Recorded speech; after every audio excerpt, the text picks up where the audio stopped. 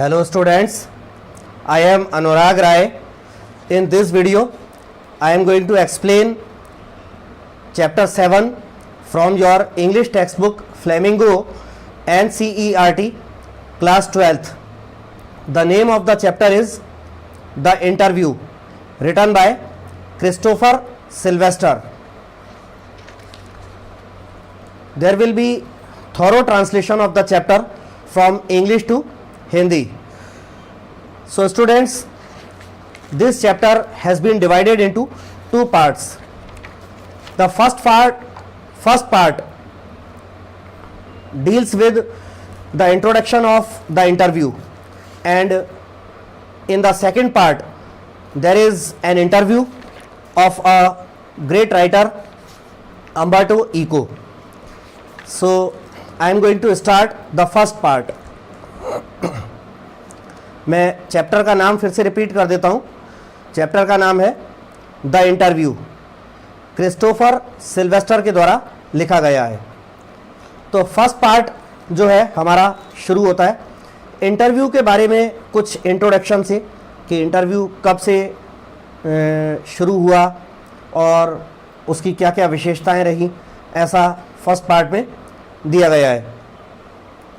तो since it's invention a little over 130 years ago, the interview has become a common place of journalism.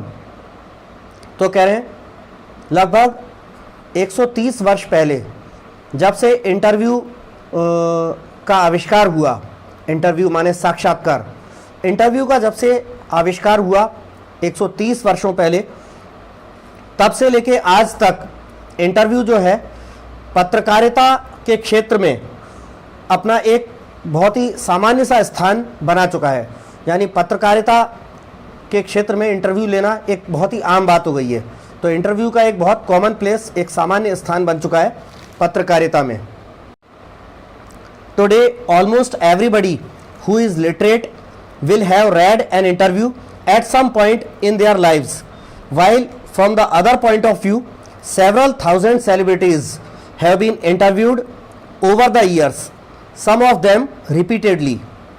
तो आज लगभग हर वो व्यक्ति जो पढ़ा लिखा है उसने अपने जीवन में कभी ना कभी किसी समय किसी अखबार में, किसी पत्रिका आदि में किसी ना किसी प्रसिद्ध व्यक्ति का, किसी सेलिब्रिटी आदि का इंटरव्यू अपने जीवन में कभी ना कभी पढ़ा ही होगा.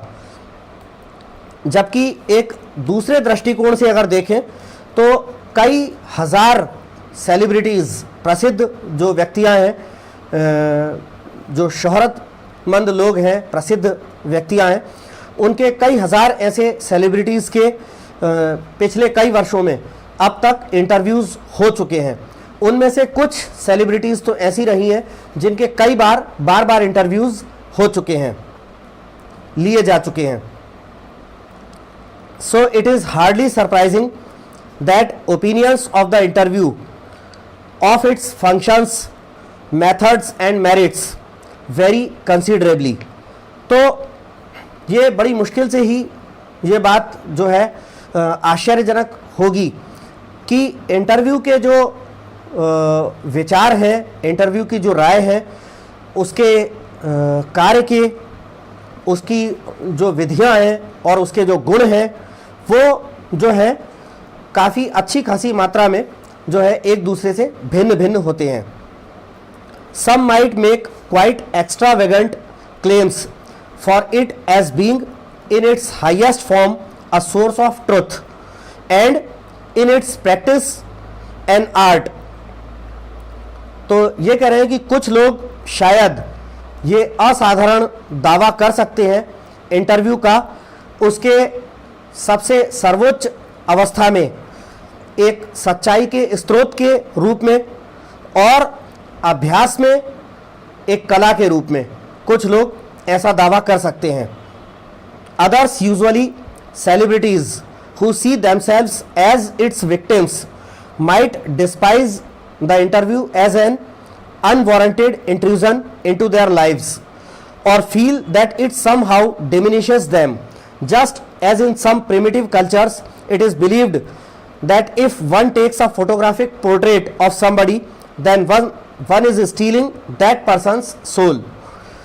तो आगे कह रहे हैं कि कुछ अन्य लोग, खास तौर पे आम तौर पे सेलिब्रिटीज लोग, जो कि अपने आप को, जिन्होंने कि अपने आप को देखा है इंटरव्यू के पीड़ित के रूप में, क्योंकि आपने देखा होगा आमतौर पर सेलिब्रिटीज़ आदि जो हैं, बड़े बड़े फिल्मी सितारे, स्पोर्ट्स से जुड़े हुए पॉलिटिशियंस, ऐसे बड़ी बड़ी सेलिब्रिटीज़ के अक्सर इंटरव्यूज़ होते रहते हैं और ये लोग इंटरव्यूज़ से बचना चाहते हैं, क्योंकि इंटरव्यू लेने वाले जो हैं उनसे उनकी पर्सनल लाइफ के बारे में और कई सारी ऐसी अंतरंग बातें जो वो नहीं बताना चाहते वो पूछते हैं। तो कई सारे अन्य लोग, आमतौर पे सेलिब्रिटी लोग, जो अपने आप को इंटरव्यू के पीड़ितों के रूप में देखते हैं, ऐसे लोग शायद इंटरव्यू से घृणा कर सकते हैं, क्योंकि उनको लगता है कि इंटरव्यू उनके जीवन में एक अनुचित प्रकार का दखल होता है, ऐसा वो मानते हैं। या फिर उनको लगता है कि इंटरव्यू किसी न किसी प्रकार से उन्हें उनकी प्रतिष्ठा को, उनके कद को कम करता है, छोटा करता है, ऐसा वो मानते हैं सेलिब्रिटीज़ लोग जो हैं आमतौर पर।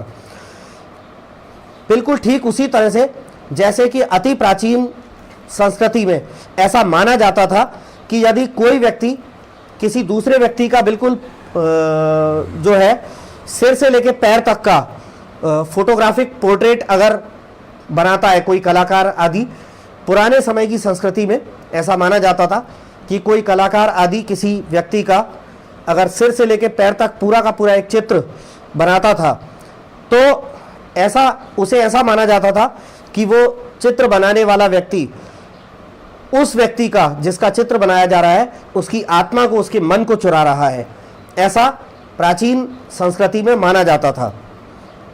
V.S. Naipaul feels that some people are wounded by interviews and lose a part of themselves. Lewis Carroll, the creator of Alice in Wonderland, was said to have had a just horror of the interviewer and he never consented to be interviewed. तो आगे कह रहे हैं कि V.S. Naipaul जो है एक प्रसिद्ध लेखक रहे हैं, जो कि भारतीय मूल के ही रहे हैं। तो V.S. नायपॉल एक प्रसिद्ध लेखक ऐसा महसूस करते हैं कि कुछ लोग इंटरव्यू से जो है किसी प्रकार से इंटरव्यू से घायल हो जाते हैं, यानी उनका मन दुखी होता है या उनका मन चोटिल होता है, घायल होता है इंटरव्यू से। ऐसा V.S. नायपॉल का मानना है कि कुछ लोगों को ऐसा इंटरव्यू से इस प्रकार का उनके मन पर आघात लगता है और वो लोग अपना कोई ना कोई भाग या अपने अस्तित्व का कोई हिस्सा खो देते हैं इंटरव्यू के कारण। Lewis Carroll, the creator of Alice in Wonderland, और एलिस इन वंडरलैंड के निर्माता ल्यूइस कैरोल को ऐसा कहा गया होना माना जाता है, ऐसा माना जाता है कि उन्होंने ऐसा कहा था कि उनको इंटरव्यूअर से, यानी साक्षात्कार लेने वाले, इंटरव्यूअर जो होता है इंटरव्यू लेने वाले को कहते हैं, तो साक्षात्कारकर्ता से उनको भय लगता है, डर लगता है, और उन्होंने कभी अपना इंटरव्यू लेने के लिए अपनी सहमति नहीं दी। ऐसा माना जाता है कि ल्यूइस कैरोल जो है उन्होंने ऐसा कभी कहा होगा इंटरव्यू के बारे में। It was his horror of being lionized which made him thus repel would-be acquaintances, interviewers and the persistent petitioners of his autograph, and he would afterwards relate the stories of his success in silencing all such people with much satisfaction and amusement. तो कह रहे हैं कि ये उसी खुशामद या चापलूसी किए जाने का भय था जो ल्यूइस कैरोल के बारे में जो बात हो रही थी, कि ल्यूइस कैरोल के मन में यही इंटरव्यू लेने वालों के द्वारा इंटरव्यू लेना भी एक प्रकार से किसी की खुशामद करना या चापलूसी करना है, उसे बहुत बड़ा व्यक्ति महसूस कराकर। जैसे कोई पत्रकार किसी सेलिब्रिटी से कहता है कि सर मैं आपका इंटरव्यू लेना चाहता हूं, तो ये उसकी एक प्रकार से खुशामद हो गई, चापलूसी हो गई, जिससे वो अपनी तारीफ से फूला नहीं समाएगा कि अरे मैं तो इतना बड़ा व्यक्ति हूं कि लोग मेरे इंटरव्यू लेना चाहते हैं। तो लुइस कैरोल के बारे में ये बात है कि ये उसकी खुशामद किए जाने, चापलूसी किए जाने का ही भय था, जिसके कारण वो अपने परिचित वालों से, अपने साक्षात्कारकर्ताओं से और अपना ऑटोग्राफ लेने के इच्छुक दृढ़ निश्चयी निवेदकों से इस प्रकार वो पीछे हट गया, विकर्षित हो गया। लेकिन बाद में फिर उन्होंने ऐसे लोगों को जो है बहुत ही संतोषजनक तरीके से, बहुत ही संतुष्टि के साथ और बहुत ही मनोरंजन के साथ बाद में फिर लुइस कैरोल ने ऐसे लोगों को अपनी सफलता की कहानियां भी सुनाई, इस प्रकार के लोगों को शांत करने के लिए बड़े ही संतुष्टि के साथ और बड़े ही मनोरंजन के साथ ऐसे लोगों को उन्होंने कहानियां सुनाई अपनी सफलता की, उन लोगों को शांत करने के लिए या उनको काम डाउन, उनका गुस्सा हल्का करने के लिए। आगे कहते हैं, Rudyard Kipling expressed an even more condemnatory attitude towards the interviewer. Rudyard Kipling जो है, जो कि एक बहुत ही प्रसिद्ध लेखक माने जाते हैं, एक बहुत ही ख्याति प्राप्त लेखक रहे हैं रुडयार्ड किपलिंग। रुडयार्ड किपलिंग ने तो कहीं ज़्यादा निंदात्मक तरीके से, कहीं ज़्यादा निंदात्मक तरीके से अपना एटीट्यूड, अपना रुख अपनाया इंटरव्यूअर के प्रति, साक्षात्कार लेने वाले के प्रति कहीं ज़्यादा कड़ा निंदात्मक रुख व्यक्त किया। His wife Caroline writes in her diary for 14th October 1892 that their day was wrecked by two reporters from Boston. Rudyard Kipling की वाइफ 14 अक्टूबर 1892 को अपनी डायरी में लिखती है कि उनका वो दिन 14 अक्टूबर 1892 का 14 अक्टूबर 1892 का उनका वो दिन बॉस्टन के दो पत्रकारों के द्वारा उनका पूरा का पूरा वो दिन खराब कर दिया गया, बर्बाद कर दिया गया। She reports her husband as saying to the reporters, why do I refuse to be interviewed. Caroline जो है अपने पति रुडयार्ड किपलिंग को ऐसा बताती है, as saying to the reporters, उन पत्रकारों के बारे में बोलते हुए कि मैं क्यों इंटरव्यू लिए जाने से इनकार करती हूं। उसका वो कारण बताती हैं अपने पति को कि इंटरव्यू लिए जाने से मैं क्यों इनकार करती हूं। तो आगे क्या कारण बताती हैं वो, बिकॉज इट इज़ इमोरल, क्योंकि ये अनैतिक है। रुडयार्ड किपलिंग की वाइफ कैरोलिन के अनुसार इंटरव्यू लिया जाना अनैतिक है, इमोरल है। It is a crime, just as much of a crime as an offence against my person as an assault and just as much merits punishment. और उन्होंने बोला कि ये एक अपराध है, इंटरव्यू लिए जाना, इंटरव्यू लेना एक अपराध है, बिल्कुल ठीक उसी प्रकार जैसे किसी व्यक्ति पर व्यक्तिगत रूप से हमला कर दिया जाए, जैसे किसी व्यक्ति पर कोई हमला कर दे, बिल्कुल ठीक वैसा ही अपराध है ये इंटरव्यू लिया जाना, और ये सजा के, दंड के योग्य है। इंटरव्यू लिए जाने वाले को सजा दी जानी चाहिए, ऐसा कैरोलिन रुडयार्ड किपलिंग की वाइफ बताती हैं। It is cowardly and while, और आगे वो ये भी कहती हैं कि ये इंटरव्यू लेना ये एक कायरता से भरा और नीच कृत्य है। No respectable man would ask it, much less give it. और आगे वो ये भी बताती है कैरोलिन कि कोई भी प्रतिष्ठित या सम्मानजनक व्यक्ति कभी भी इंटरव्यू लेने के लिए नहीं कहेगा और ना ही वो कभी इंटरव्यू देगा।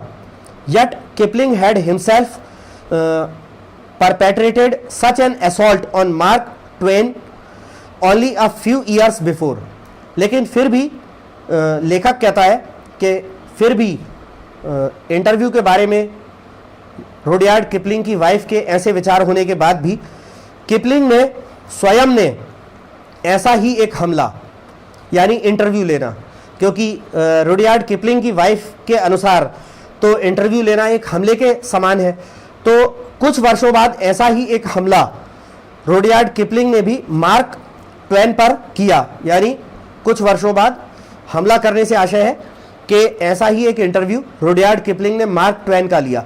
इसको हमला करना इसलिए बोल रहे हैं क्योंकि किपलिंग की वाइफ के अनुसार ऐसा ही है कि इंटरव्यू लेना किसी पर हमला करने के समान है।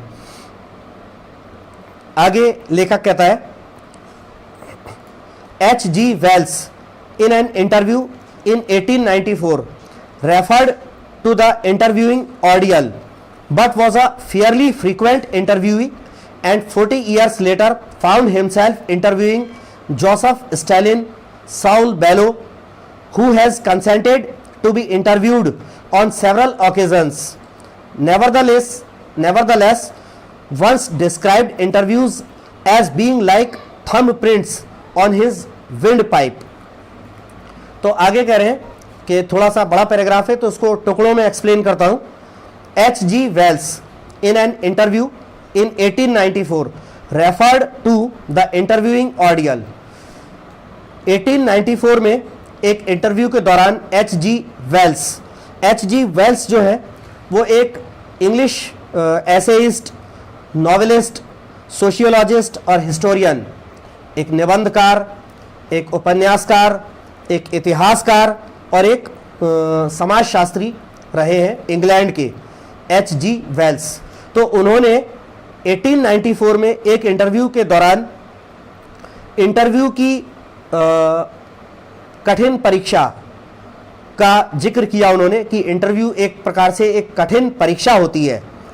But was a fairly frequent interviewee, लेकिन H.G. वेल्स जो है ये काफ़ी अच्छी खासी मात्रा में, अच्छी खासी संख्या में इंटरव्यू देने वाले बने, जिन्होंने कई बार उन्होंने कई सारी मैगजीन्स आदि कई सारे पत्रकारों को अपने इंटरव्यू अक्सर दिए हैं।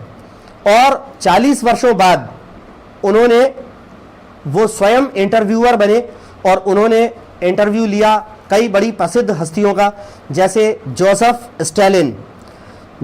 स्टालिन जो थे वो कौन थे? A great Russian revolutionary and an active political organiser.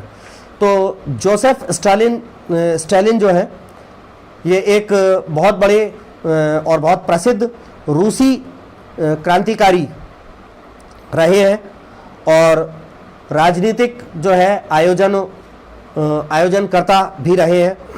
तो H.G. वेल्स ने 40 वर्षों बाद वो H.G. वेल्स जो इंटरव्यू को एक कठिन परीक्षा के रूप में जिक्र किया था, वो अक्सर कई बार इंटरव्यू देते रहे और 40 वर्षों बाद रशिया के एक बड़े ही महान क्रांतिकारी जोसेफ स्टालिन का उन्होंने स्वयं ने इंटरव्यू लिया।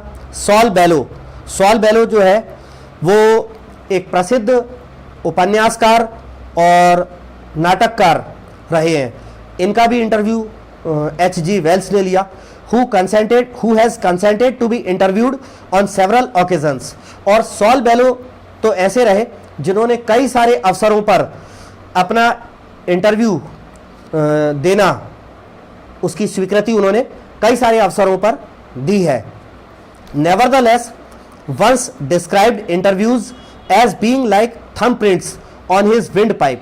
लेकिन फिर भी इतने इंटरव्यू देने के बाद और इतने सारे प्रसिद्ध हस्तियों के इंटरव्यू लेने के बाद H.G. वेल्स जो है वो इंटरव्यूज को अपने विंड पाइप पर अंगूठों के निशान, ये एक फ्रेज में बोला गया है, विंड पाइप पर अंगूठे के निशान से आशय ये है कि H.G. वेल्स का ये मानना था कि इंटरव्यू लेना मानो ऐसा है कि जैसे किसी आदमी का गला दबाकर गला घोटा जा रहा हो, ऐसा उनका फिर भी मानना है H.G. वेल्स का। कई सारे इंटरव्यू देने के बाद और कई सारे प्रसिद्ध हस्तियों के इंटरव्यू लेने के बाद भी उनका मानना है कि इंटरव्यू लेना एक प्रकार से ऐसा होता है जैसे किसी का गला दबाना। आगे लेखक लिखता है, yet despite the drawbacks of the interview it is a supremely serviceable medium of communication। लेकिन इंटरव्यू के इतने सारे जो है अवगुण या इतनी सारी कमियां होने के बावजूद भी इंटरव्यू जो है एक कम्युनिकेशन, बातचीत का एक जो है सर्वोच्च सेवा योग्य माध्यम होता है, ऐसा लेखक का मानना है। These days more than at any other time our most vivid impressions of our contemporaries are through interviews, Denis Brian has written. अब देखिए कह रहे हैं, लेखक कहता है कि इन दिनों पहले किसी भी समय के दिनों की तुलना में, पहले किसी भी समय की तुलना में इन दिनों में हमारे जो समकालीन जो लोग हैं, हमारे समकालीनों के ज्वलंत प्रभावों के बारे में हम जो है जान सकते हैं इंटरव्यूज के माध्यम से। डेनिस ब्रायन हैज रिटन, और डेनिस ब्रायन ने ऐसा लिखा है, क्या लिखा है? Almost everything of moment reaches us through one man asking questions of another. तो डेनिस ब्रायन ऐसा लिखते हैं कि हमारे समय की लगभग हर चीज हम तक पहुंचती है किसी एक व्यक्ति के द्वारा किसी अन्य व्यक्ति से प्रश्न करने के माध्यम से, यानी इंटरव्यू के माध्यम से। इंटरव्यू में यही तो होता है कि कोई एक व्यक्ति जो इंटरव्यूअर होता है, इंटरव्यू लेने वाला, साक्षात्कार करता, वो प्रश्न पूछता है इंटरव्यूई से, यानी जिसका साक्षात्कार लिया जा रहा है, साक्षात्कार इंटरव्यूई से इंटरव्यूअर क्वेश्चन पूछता है, और फिर वो जो है प्रिंट मीडिया में या इलेक्ट्रॉनिक मीडिया में, न्यूज़पेपर्स में, टीवी चैनल्स में आदि में पब्लिश होता है, और उसके माध्यम से हमको कई सारी बातें हम तक पहुंचती हैं। Because of this the interviewer holds a position of unprecedented power and influence. तो लेखक कह रहा है कि इसके कारण इंटरव्यूअर जो होता है, साक्षात्कार लेने वाला, वो एक पोजीशन, एक अच्छा रुतबा ग्रहण करता है, काय का? Of unprecedented power and influence, अभूतपूर्व शक्ति और प्रभाव का एक रुतबा कायम करता है इसके कारण इंटरव्यू लेने वाला। तो यहां पर आकर हमारा द इंटरव्यू चैप्टर 7 जो है आपका, चैप्टर 7 इंग्लिश लिटरेचर, फ्लेमिंगो का chapter 7 the interview, Christopher Sylvester के द्वारा लिखा हुआ। तो ये उसका फर्स्ट पार्ट यहां पर आकर पूरा होता है। तो अभी तक हमने जो पढ़ा, इसमें इंटरव्यू के बारे में बताया गया था कि इंटरव्यू, जैसा कि इसमें बताया है कि इसका आविष्कार लगभग 130 वर्षों पहले हुआ है, और तब से लेके अभी तक इंटरव्यू जो है जर्नलिज्म में, यानी पत्रकारिता में एक बहुत ही सामान्य सा स्थान ले चुका है। आमतौर पे पत्रकार जो हैं वो कई सारे पॉलिटिशियंस के, स्पोर्ट्स पर्सन्स के, सेलिब्रिटीज़ के, फिल्म स्टार्स आदि के, ऐसे लोगों के इंटरव्यूज़ लेते रहते हैं। तो ये एक कॉमन चीज़ बन गई है पत्रकारिता में। Now the second part starts.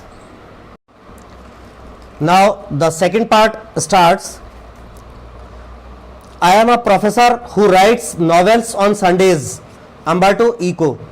यहाँ पर एक कोटेशन है, इटली का एक प्रसिद्ध प्रोफेसर और राइटर रहा है अम्बर्टो इको। उनका एक कोटेशन है कि मैं एक प्रोफेसर हूँ जो कि संडेज को, रविवार को उपन्यास लिखता हूँ। ऐसा एक कोटेशन से शुरुआत होता है सेकंड पार्ट। अब इस सेकंड पार्ट में जो है क्या दिया गया है? The following is an extract from an interview of Umberto Eco. निम्नलिखित जो अब हम पढ़ रहे हैं सेकंड पार्ट, ये अम्बर्टो इको इटली के एक बहुत ही प्रसिद्ध प्रोफेसर और एक नॉवलिस्ट रहे हैं, जिनका नाम मैंने बोला अभी, अम्बर्टो इको। इनका एक इंटरव्यू लिया गया था, काफ़ी डिटेल्ड, बहुत लंबा चौड़ा इंटरव्यू था। उसमें से लिया गया एक अंश, एक भाग है ये। The interviewer is Mukund Padmanabhan from the Hindu. और इंटरव्यू लेने वाला जो व्यक्ति था वो द हिंदू न्यूज़पेपर के पत्रकार मुकुंद पद्मनाभन थे। Umberto Eco, a professor at the University of Bologna in Italy, had already acquired a formidable reputation as a scholar for his ideas on semiotics, the study of science, literary interpretation, and medieval aesthetics before he turned to writing fiction.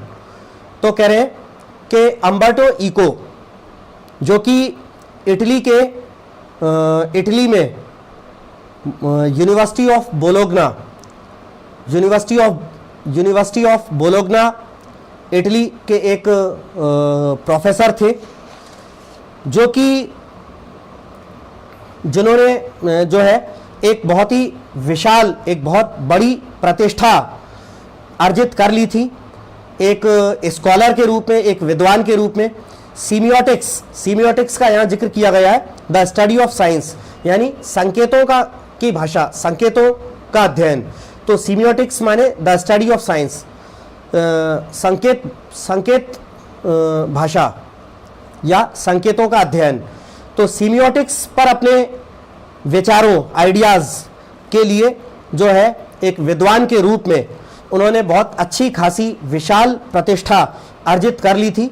किसने? Umberto Eco ने। और वो भी कब अर्जित कर ली थी? Before he turn to writing fiction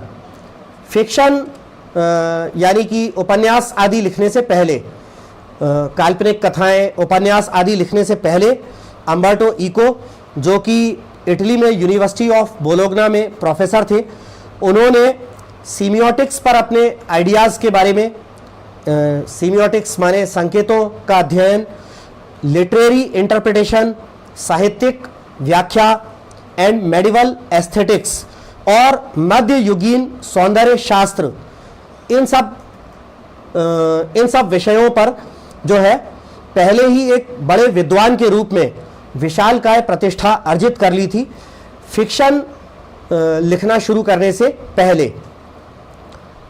literary fiction, academic texts, essays, children's books, newspaper articles, his written output is staggeringly large and wide ranging। आगे इसमें लिखा गया है कि लिटरेरी फिक्शन, साहित्यिक जो है उपन्यास आदि, साहित्यिक काल्पनिक कथाएं, उपन्यास, एकेडमिक टेक्स्ट्स, इसके अलावा शैक्षणिक लेख आदि, शैक्षणिक पाठ आदि, स्कूल की पुस्तकों में छपने वाले शैक्षणिक पाठ, विषय आदि, निबंध, चिल्ड्रंस बुक्स, बच्चों के विषयों पर लिखी गई किताबें, न्यूज़पेपर आर्टिकल्स, अखबारों में लिखे गए लेख। His written output is staggeringly large and wide ranging. उनका अम्बर्टो इको का लिखित उत्पादन बहुत ज़्यादा चौंका देने वाले तरीके से बहुत ही वृहद और विस्तृत रहा है। In 1980, he acquired the equivalent of intellectual superstardom with the publication of the Name of the Rose, which sold more than 10 million copies। 1980 के वर्ष 1980 में अपनी एक बहुत ही प्रसिद्ध उपन्यास द नेम ऑफ द रोज, जिसकी 10 मिलियन से ज़्यादा प्रतियां बिक चुकी हैं। 10 मिलियन का मतलब होता है 1 मिलियन में 10 लाख होता है, तो 10 मिलियन में जो है 1 करोड़ से ऊपर प्रतियां, यानी द नेम ऑफ द रोज नाम का इनका एक इतना ब्लॉकबस्टर, इतना सुपर डुपर हिट नॉवेल लिखा गया 1980 में, जिसकी 1 करोड़ से ज़्यादा प्रतियां बिक चुकी है। और इस नॉवेल के प्रकाशन के लिए जो है अम्बर्टो इको बहुत बड़े स्टारडम माने एक बड़ा कोई सितारा होना, एक बड़ा सुपरस्टार जैसा होना, बड़े बौद्धिक स्टारडम के बराबर उपलब्धि, दर्जा, ख्याति 1980 में प्राप्त कर चुके हैं अम्बर्टो इको। अब यहाँ से अम्बर्टो इको का इंटरव्यू शुरू होता है। मुकुंद पद्मनाभन जो है वो इंटरव्यूअर है। तो पहला क्वेश्चन मुकुंद के द्वारा, Mukund, the English novelist and academic David Lodge once remarked, I can't understand how one man can do all the things he Eco does. तो मुकुंद ने अम्बर्टो इको से पहले प्रश्न के रूप में कुछ बताते हुए बोला कि इंग्लैंड के उपन्यासकार और पाठ्य पुस्तकों में अपनी विषय वस्तु सामग्री आदि लिखने वाले डेविड लॉज ने एक बार टिप्पणी करी थी कि मुझे समझ में नहीं आता कि कोई भी व्यक्ति इतनी सारी चीज़ें, इतने सारे काम कैसे कर सकता है, जितनी सारी चीज़ें और जितने सारे काम वह करता है, यानी इको करता है, अम्बर्टो इको करता है। Umberto Eco, may be I give the impression of doing many things but in the end I am convinced I am always doing the same thing. Umberto Eco कहते हैं कि हो सकता है कि मैं ऐसा कुछ आभास देता हूं, मेरे व्यक्तित्व से शायद हो सकता है ऐसा कुछ आभास मिलता हो कि मैं बहुत सारी चीज़ें करता हूं, लेकिन अंत में यही पाया जाता है कि, और मैं इस बात से हमेशा संतुष्ट भी रहा हूं, इस बात को मैं हमेशा मानता हूं कि मैं एक ही काम करता रहा हूं। हो सकता है लोगों को लगता हो कि मैं बहुत सारे काम करता हूं, लेकिन मेरा यह मानना है कि मैं एक ही काम करता रहता हूं। मुकुंद, विच इज, तो मुकुंद पूछता है और वो क्या है वो एक ही काम। Umberto Eco, ah now that is more difficult to explain. Umberto Eco कहते हैं अरे अब ये समझाना जो है ज्यादा कठिन काम है। I have some philosophical interests and I pursue them through my academic work and my novels.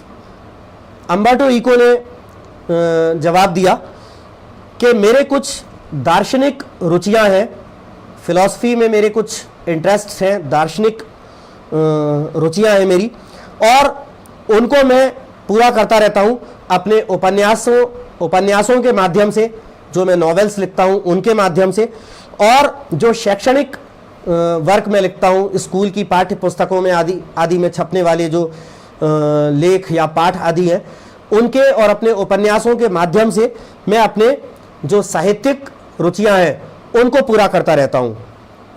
Even my books for children are about non violence and peace. You see the same bunch of ethical philosophical interests. आगे Umberto Eco कहते हैं कि यहां तक कि बच्चों के लिए लिखी गई मेरी किताबें भी जो है अहिंसा और शांति के बारे में होती हैं। आप देख सकते हैं कि वही नैतिकवाद और वही फिलोसॉफिकल इंटरेस्ट्स, दार्शनिक हित जो है वो बच्चों की जो किताबें हैं मेरे द्वारा लिखी गई उनमें भी वही झलकते हैं। And then I have a secret, और फिर मेरा एक रहस्य भी है। Did you know what will happen if you eliminate the empty spaces from the universe? Eliminate the empty spaces in all the atoms.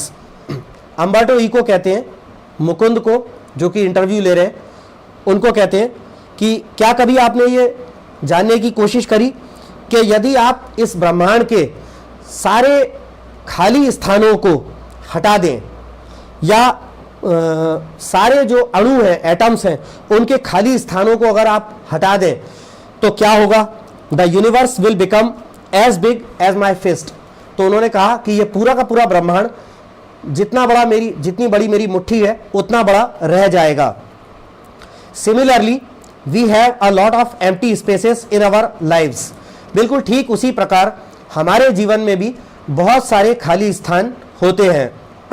I call them interstices. और Umberto Eco कहते हैं कि मैं उन खाली स्थानों को अंतराल कहकर, यानी इंटरस्टाइसेस इंग्लिश में, हिंदी में अंतराल कहकर पुकारता हूं। Say you are coming over to my place. मानो कि आप अपने घर से या अपनी जगह से मेरे घर को, मेरी जगह पर आ रहे हो। You are in an elevator and while you are coming up I am waiting for you. आप नीचे एक लिफ्ट में हो और जब आप लिफ्ट से होते होते ऊपर आ रहे हो उस समय मान लो कि मैं आपका इंतजार कर रहा हूं। This is an interstice, an empty space, an empty space. तो अम्बर्टो इको ने कहा कि यही एक अंतराल है, यही एक एम्प्टी स्पेस है, यही एक खाली अंतराल है कि जब आप अपने घर से मेरे घर के लिए आ रहे हो, आप लिफ्ट में हो और लिफ्ट से ऊपर आ रहे हो और ऊपर आने में जितना समय लग रहा है और जितने समय मैं आपका इंतजार कर रहा हूं, यही अंतराल है, यही एक खाली समय है। I work in empty spaces, और मैं इन खाली समयों में काम करता हूं। while waiting for your elevator to come up for the first to the third floor, I have already written an article. Laughs. Umberto Eco हंसते हुए कहते हैं कि फर्स्ट फ्लोर से थर्ड फ्लोर तक आपके लिफ्ट को आने में जो समय लगा उतने बीच मैं एक आर्टिकल या एक कोई लेख लिख चुका हूं। ये हंसते हुए वो कहते हैं कि इस अंतराल में मैं कुछ अपना राइटिंग का वर्क पूरा कर चुका हूं। Mukund, not everyone can do that of course. Mukund कहते हैं कि बेशक हर कोई ये काम नहीं कर सकता। Your non fictional writing, your scholarly work has a certain playful and personal quality about it. Mukund कहते हैं अम्बर्टो इको से कि आपका गैर फिक्शनल राइटिंग, फिक्शन माने काल्पनिक कथाएं, जो मन से लेखक लोग कोई काल्पनिक कहानी, उपन्यास आदि लिखते हैं, वो फिक्शन में माना जाता है। तो आपके गैर फिक्शनल राइटिंग, आपकी विद्वतापूर्ण लेखन, आपके विद्वतापूर्ण कार्य, इनमें एक निश्चित क्रीड़ापूर्ण और व्यक्तिगत गुण रहा है इनके बारे में। It is a marked departure from a regular academic style which is invariably depersonalized and offer dry and boring. Mukund कहते हैं अम्बर्टो इको से कि ये आपका एक उल्लेखनीय हटाव है, एक नियमित शैक्षणिक शैली में लेखन से आपका एक उल्लेखनीय हटाव है जो कि स्थिरता से और प्रतिरूपित तरीके से है, और अक्सर जो कि रूखा और बोरिंग भी होता है। ऐसा मुकुंद अम्बर्टो इको से कहते हैं। Have you consciously adopted an informal approach or is it something that just came naturally to you. तो अंत में अम्बर्टो इको से मुकुंद क्वेश्चन अपना करते हैं कि क्या आपने जानबूझकर एक इनफॉर्मल अप्रोच, यानी कि इनफॉर्मल अप्रोच मतलब एक अनौपचारिक पहुंच को मुकुंद पूछते हैं कि क्या आपने जानबूझकर एक अनौपचारिक पहुंच को अपनाया है, या फिर ये कुछ ऐसी चीज है जो स्वतः ही स्वाभाविक रूप से, प्राकृतिक रूप से आप में आ गई है। ऐसा मुकुंद अम्बर्टो इको से पूछते हैं। Umberto Eco, when I presented my first doctoral dissertation in Italy, one of the professors said, scholars learn a lot of a certain subject, then they make a lot of false hypotheses, then they correct them at the end, they put the conclusions। तो Umberto eco जवाब में मुकुंद को कहते हैं कि जब मैंने अपना पहला जो पीएचडी जब लोग करते हैं तो पीएचडी की जो है शोध प्रबंध, अपनी पूरी लिखी हुई अपनी लंबी चौड़ी अपनी रिसर्च, अपनी थीसिस जो है जमा करनी पड़ती है विश्वविद्यालय में। उसको जो गाइड लोग होते हैं वो पढ़ते हैं, फिर बाद में उसको मंजूर करते हैं कि हाँ इसने थीसिस सही लिखी है। उसके आधार पर डॉक्टरेट की उपाधि, पीएचडी की उपाधि मिलती है। तो अम्बर्टो इको ने मुकुंद को जवाब दिया कि इटली में अपने यूनिवर्सिटी में जहाँ से मैंने पीएचडी करी थी, वहाँ जब मैंने अपना पहला डॉक्टरल शोध प्रबंध जमा किया तो प्रोफेसर्स में से एक ने कहा कि विद्वान लोग किसी विषय पर बहुत ज़्यादा सीखते हैं, अध्ययन करते हैं, फिर वो बहुत सारी जो है झूठी असत्य परिकल्पनाएं बना लेते हैं, फिर बाद में अंत में उन्हें सही करते हैं और फिर अपने निष्कर्ष रखते हैं। ऐसा एक प्रोफेसर ने कहा। You on the contrary told the story of your research. और उन्हीं प्रोफेसर्स में से एक ने अम्बर्टो इको से कहा कि बल्कि इन विद्वानों के विपरीत तुम जो है अपनी रिसर्च की, अपने जो अनुसंधान है इसकी कहानी प्रस्तुत करते हो, अपनी पूरी की पूरी रिसर्च की कहानी सुनाते हो, कहानी के रूप में, निष्कर्ष के रूप में अपनी थीसिस जमा करते हो। आगे है even including your trials and errors. और वो प्रोफेसर ये भी कहता है कि यहां तक कि तुम उसमें अपनी कोशिशें और अपनी त्रुटियां भी सम्मिलित करते हो अपनी रिसर्च की कहानी में। At the same time he recognised I was right and went on to publish my dissertation as a book which meant he appreciated it. अब अम्बर्टो इको मुकुंद से कहते हैं कि उसी समय वो प्रोफेसर्स में से एक जिन्होंने ये सारी टिप्पणी करी थी, वो ये घोषित करते हैं, वो ऐसा मानते हैं कि मैं सही था और मेरे शोध प्रबंध को एक बुक के रूप में वो पब्लिश करवाते हैं, जिसका आशय ये है कि वो मेरे कार्य को, मेरे लेखन को सराहते हैं, उसकी प्रशंसा करते हैं। At that point, at the age of 22, I understood scholarly books should be written the way I had done by telling the story of the research। Umberto Eco कहते हैं कि उस समय 22 वर्ष की उम्र पर मैंने ये समझा, मैंने ये जाना कि विद्वतापूर्ण पुस्तकें बिल्कुल ठीक उसी तरह लिखी जानी चाहिए जैसे मैंने लिखी थी, अपनी अनुसंधान की कहानी सुना करके। This is why my essays always have a narrative aspect. इसीलिए मेरे निबंधों में हमेशा एक वर्णनात्मक पहलू होता है। And this is why probably I started writing narratives, novels so late at the age of 50 more or less. इसीलिए संभवतः अम्बर्टो इको कहते हैं कि और शायद इसीलिए संभवतः मैंने 50 की उम्र, उससे कम या उससे ज़्यादा, यानी 50 की उम्र के लगभग मैंने वर्णनात्मक लेखन प्रारंभ किया, यानी उपन्यास लिखने मैंने लगभग 50 की उम्र से प्रारंभ किए। I remember that my dear friend Roland Barthes was always frustrated that he was an essayist and not a novelist. Umberto Eco बताते हैं मुकुंद को कि मुझे ध्यान आता है कि मेरा एक बहुत ही डियर फ्रेंड हुआ करता था, रोलैंड ब्रेज, जो कि हमेशा कुंठित रहता था, हताश रहता था इस बात पर कि वो एक निबंधकार था, उपन्यासकार नहीं था। इस बात पर वो मेरा दोस्त फ्रस्ट्रेटेड रहता था, हताश रहता था। He wanted to do creative writing one day or another but he died before he could do so. और अम्बर्टो इको कहते हैं कि मेरा वो दोस्त सृजनात्मक लेखन यानी वर्णनात्मक लेखन, नैरेटिव्स या नॉवेल्स आदि एक न एक दिन लिखना चाहता था, लेकिन दुर्भाग्य से ऐसा करने से पहले ही उसकी मृत्यु हो गई। I never felt this kind of frustration. मैंने कभी इस प्रकार की हताशा महसूस नहीं करी। आई started writing novels by accident.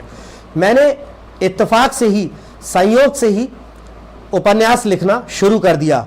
I had nothing to do one day and so I started. Umberto Eco कहते हैं कि एक दिन मेरे पास करने को कुछ भी नहीं था, तो मेरे मन में बस ऐसे ही ख्याल आया और मैंने ऐसे ही उपन्यास लिखना शुरू कर दिया। तो एक संयोग से, इत्तेफाक से मैंने उपन्यासों को लिखना शुरू किया। Novels probably satisfied my taste for narration. और अम्बर्टो इको कहते हैं कि उपन्यास संभवतः वर्णन के प्रति मेरी रुचि को संतुष्ट करते हैं। Mukund, talking about novels, from being a famous academic you went on to becoming spectacularly famous after the publication of The Name of the Rose. Mukund कहते हैं कि नॉवेल्स के बारे में बात करते हुए, अगर नॉवेल्स के बारे में बात करें तो एक बड़े ही प्रसिद्ध एकेडमिक यानी पाठ्य पुस्तकों में पाठ, लेसन्स, चैप्टर्स आदि लिखने वाले एक प्रसिद्ध विद्वान से आप हटकर बड़े ही शानदार ढंग से आप प्रसिद्ध होते चले गए। आपके एक प्रसिद्ध उपन्यास द नेम ऑफ द रोज के प्रकाशन के बाद से आप बहुत शानदार ढंग से प्रसिद्ध होते चले गए। You have written 5 novels against many more scholarly works of non-fiction, at least more than 20 of them. तो मुकुंद आगे बोलते हैं अम्बर्टो इको से कि आपने नॉन फिक्शन माने जो उनके एकेडमिक टेक्स्ट्स आदि रहे हैं, विद्वतापूर्ण काम। तो मुकुंद कहते हैं अम्बर्टो इको से कि अपने विद्वतापूर्ण काम या अपने एजुकेशन के लिए, शैक्षणिक पाठ्यक्रम में अपने पाठ या लेसन्स आदि के लिए आपने जो नॉवेल्स जो लिखे हैं वो तकरीबन 20 से भी ज़्यादा, और उसके विपरीत उसके विरुद्ध आपने नॉवेल्स 5 लिखे हैं। अम्बर्टो इको तुरंत उनको काटते हुए कहते हैं ओवर 40 के 40 से ज़्यादा मैंने नॉन फिक्शन जो राइटिंग्स लिखी हैं। मुकुंद ओवर 40 आश्चर्य करते हुए, among them a seminal piece of work on semiotics. तो मुकुंद कहते हैं अरे 40 से ज़्यादा, और इनमें जो है सीमियोटिक्स यानी संकेत अध्ययन, स्टडी ऑफ साइंस पर एक लिखा गया एक मौलिक भी इन 40 आपके जो नॉन फिक्शनल राइटिंग्स हैं उनमें सीमियोटिक्स पर लिखा गया एक मौलिक भी है। But ask most people about Umberto Eco and they will say oh he is the novelist, does that bother you. फिर अंत में मुकुंद जो है अम्बर्टो इको को कुछ और बताकर अपना प्रश्न पूछते हैं। कहते हैं लेकिन यदि लोगों से आपके बारे में, अम्बर्टो इको के बारे में पूछा जाए तो लोग बाग यही कहते हैं या लोग बाग यही कहेंगे कि अरे वो अम्बर्टो इको वो तो एक उपन्यासकार है। क्या ये बात आपको परेशान करती है? क्या ये बात आपको विचलित करती है?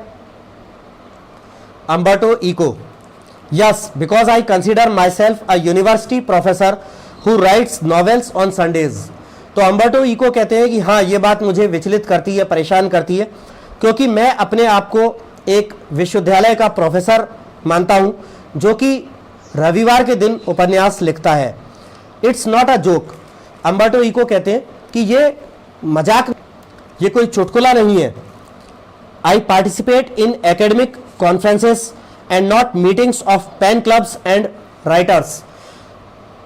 मैं एकेडमिक कॉन्फ्रेंसेस यानी शैक्षणिक जो सभाएं होती हैं, मीटिंग्स होती हैं, उनमें भाग लेता हूं, ना कि लेखकों की जो मीटिंग्स होती हैं, पेन क्लब्स आदि, इनमें मैं भाग नहीं लेता। मैं एकेडमिक कॉन्फ्रेंसेस में भाग लेता हूं।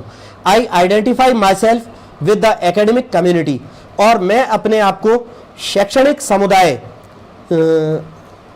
में जो है अपने आप की पहचान रखता हूं, शैक्षणिक समुदाय के बीच। ऐसा अम्बर्टो इको जवाब देते हैं मुकुंद को।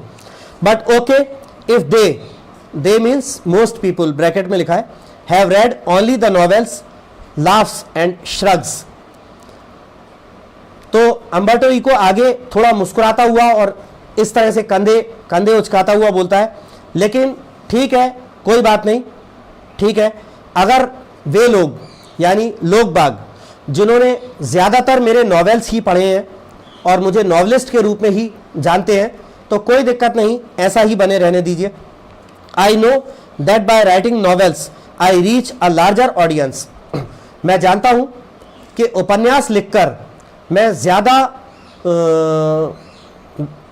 ऑडियंस जो हैं, ज़्यादा श्रोताओं या ज़्यादा रीडर्स तक पहुँच सकता हूँ उपन्यास लिखकर। I can not expect to have 1 million readers with stuff on सीमियोटिक्स।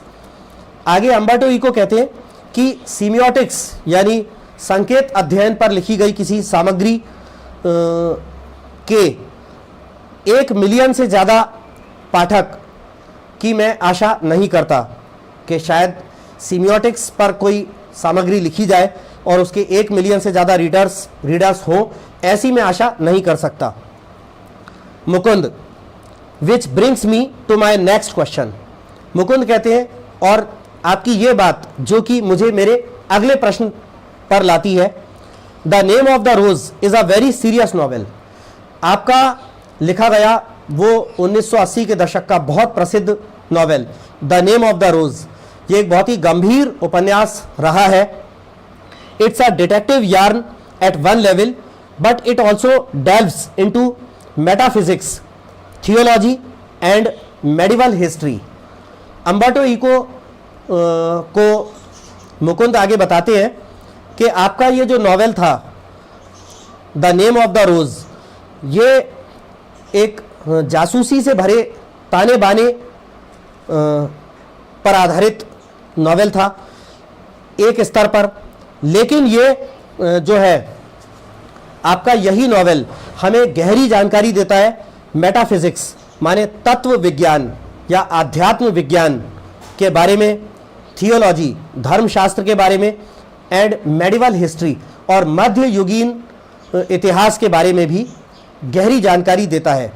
Yet it enjoyed a huge mass audience, लेकिन फिर भी ये बहुत बड़ी जो है बहुत बड़ी संख्या में दर्शकों या श्रोताओं या पाठकों के द्वारा सराहा गया।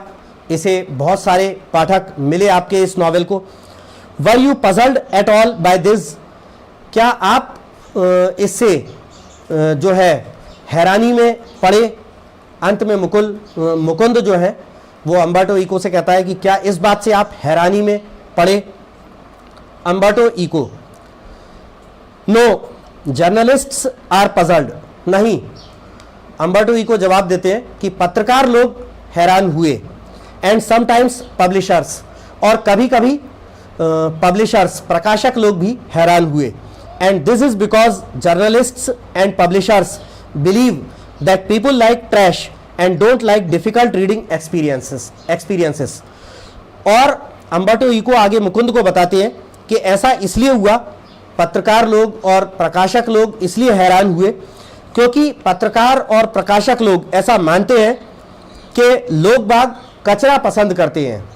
लोग बाग कचरा पसंद करते हैं। कचरा मतलब लेखन के क्षेत्र में उपन्यास आदि लिखे हों और कुछ भी यहाँ वहाँ की रोमांटिक कथा, कोई मर्डर मिस्ट्री, थ्रिलर, सस्पेंस आदि इस तरह का कोई सामग्री या ऊल जलूल बातें, कचरा। तो पत्रकार और प्रकाशक लोग ऐसा मानते हैं कि लोग कचरा पसंद करते हैं।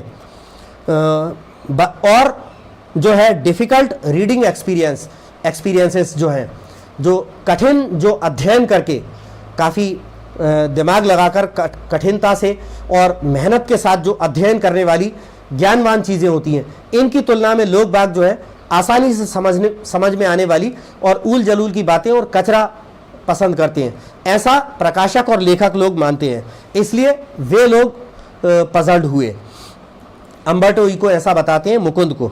आगे कहते हैं Umberto Eco, consider there are 6 billion people on this planet. आप ये मानकर चलिए कि इस पूरे ग्रह पर, हमारे पृथ्वी पर 600 करोड़ से ज़्यादा लोग हैं। The name of the rose sold between 10 and 15 million copies. और आगे वो बताते हैं कि मेरा उपन्यास the name of the rose की 1 से 1.5 करोड़ तक, तकरीबन 1.5 करोड़ प्रतियां इसकी बिक गई। So in a way I reached only a small percentage of readers.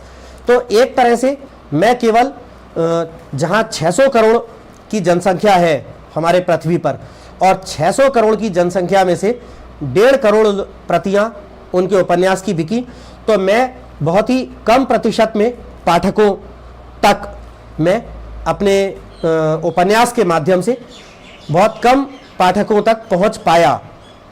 but it is exactly these kinds of readers who don't want easy experiences. लेकिन बिल्कुल ठीक यही प्रकार के वो पाठक हैं, यही वो पाठक जिन्होंने मेरे उपन्यास the name of the rose की 1.5 करोड़ प्रतियां खरीदी, तो बिल्कुल ठीक ये ही प्रकार के वो पाठक हैं जो सरल प्रकार जो कि नहीं चाहते क्या, इजी एक्सपीरियंसेस, जो सरल अनुभव पढ़ने के क्षेत्र में, यानी कोई उपन्यास आदि पढ़ने में सरल चीज़ें पसंद नहीं करते, और at least don't always want this, और कम से कम ये बोले कि वो कभी भी ऐसा नहीं चाहते कि वो कोई सरल या आसानी से समझ में आने वाली चीज़ें पढ़ें. I myself at 9 p.m. after dinner watch television and want to see either Miami Vice और Emergency Room. आगे अम्बर्टो इको मुकुंद को बताते हैं कि मैं स्वयं रात को 9 बजे डिनर करने के बाद टीवी देखता हूं, और टीवी देखने में मैं या तो मियामी वाइस या फिर इमरजेंसी रूम ये कार्यक्रम देखना पसंद करता हूं. I enjoy it and I need it. मैं इन कार्यक्रमों को का आनंद लेता हूं और मुझे इनकी आवश्यकता भी है, बट नॉट ऑल डे, लेकिन हर दिन नहीं. मुकुंद, अब मुकुंद अपना क्वेश्चन अपनी बात रखते हैं अम्बर्टो इको से. Could the huge success of the novel have anything to do with the fact that it dealt with a period of medieval history that, उसके बाद डैश डैश डैश है, यानी उनकी बात पूरी नहीं हो पाती तो अम्बर्टो इको बोल पड़ते हैं.